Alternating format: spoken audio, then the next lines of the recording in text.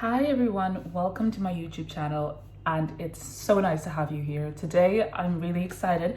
I have two samples I got here of Junoon Oud by Al Haramain, I think. And then we have Le Prestige Empress, which is some of their new collection that came out last year, if I'm not wrong, end of 2023, of Le Prestige Empress. So both of these DNAs have been said to come close to Vibrato Sospiro or Tygar, Bulgari Tygar. I will say I have smelled Tygar, I think maybe just about 3 months ago, but this is before I had gotten these samples, so actually I didn't have quite a good comparison. To be honest, I was just trying to understand whether that's a DNA that I liked. I remember particularly when I tried Tygar, it wasn't what I thought it was, in the sense that it was a little bit more herbal, but a little bit more, spicy is not the right word, kind of more green than I thought it would be. But then it just blended so beautifully over time. And so the first sample we'll start with is Junoon Oud. I will say, like, as I said, I smelled Tygar before. I am kind of more keen to think that I've smelled these before, but I'm more keen to think that they smell closer to Vibrato Sospiro, because when I first smelled this, it smelled very different in the sense of, like, it was a little bit more greener and herbaceous or spicy than I remember Tygar to open up with, and a little bit more controversial. Now, I'm not sure how correct that line of thought is, but I have seen people say that, you know, it's closer to Sospiro Vibrato. So that's what I think in my head. I would go and like to smell out that version. Now, Junoon Oud is very well blended. It's smooth, it's green, it's spicy, it's herbaceous. While I'll actually go straight into kind of smelling it close to this one. I'm just comparing the two DNAs, right? From when I tried Junoon Oud is here, and Empress Prestige Empress is here, right? Yeah, so when they open up, this one is definitely much smoother. This one is a little more jarring, it's sharper, it's more citrus from the beginning. Yeah, you can really smell the citrus coming through here. Here I have the oud. There is a little bit of oud in this, but it's not like that calm, woody oud. It's more kind of like a inky oud, but it's not like sharp from the beginning. It's kind of like playing a supporting role in curating the identity of the perfume, if that makes sense. There is a little bit of musk in both of these, but I do get like a brighter grapefruit in here.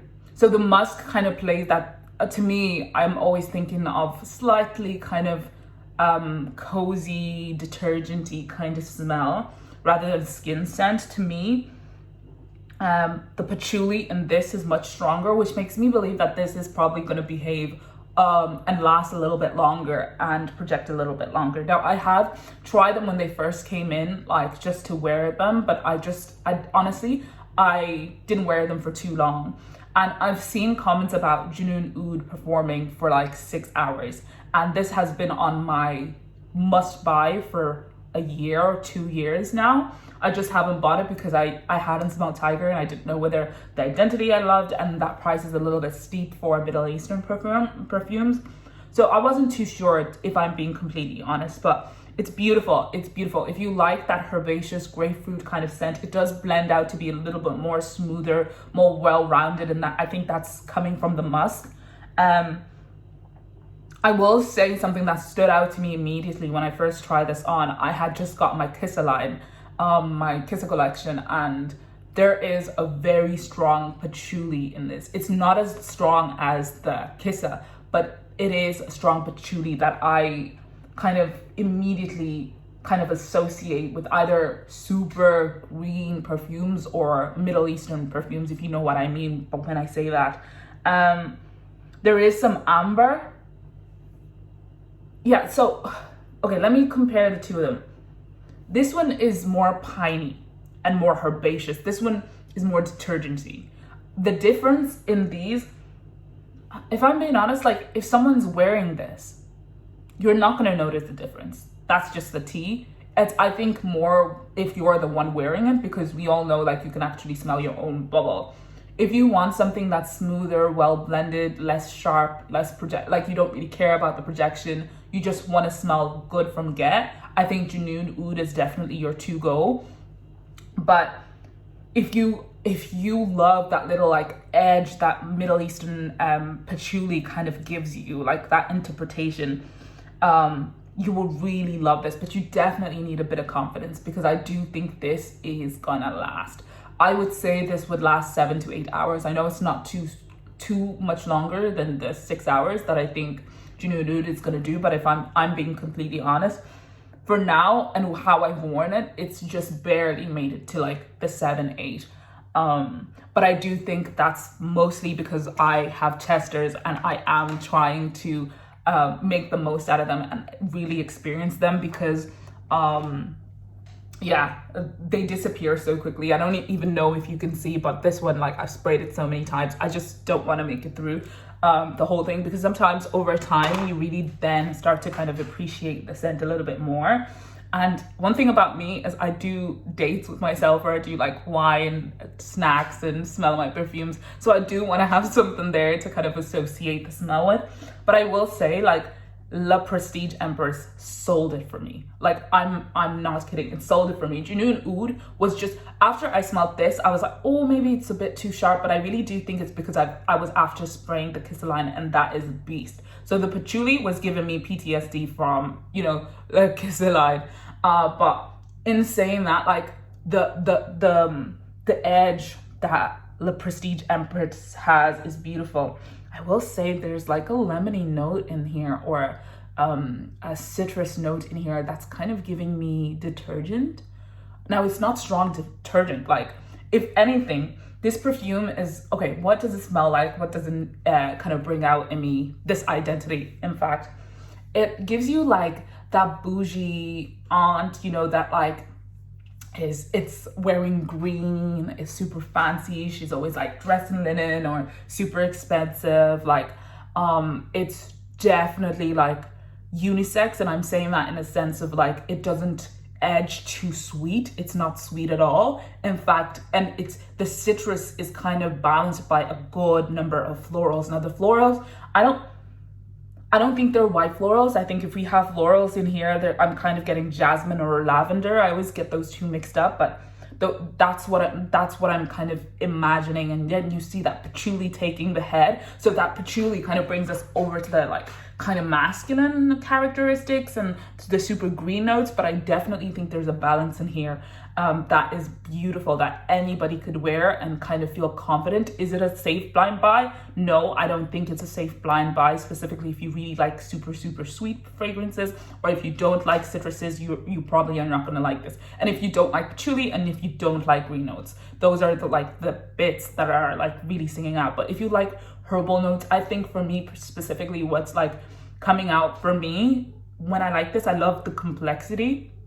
There's a lot of complexity. You can smell everything. I love that it doesn't really smell like anything that you would kind of put your nose onto. Imagine, like, in my head, I'm seeing the realm of like what's Le Labo? You know how Le Labo has very herbaceous, earthy kind of tones to their fragrance line. And then imagine like that citrus vibe from Creed, that kind of identity, but make it less, because I find like Creed is pretty easy to like, for me specifically. But just imagine those green earthy notes mixed with a Creed identity of that citrusiness. And then imagine how bougie and luxurious Nashit or Nishani Ane smells.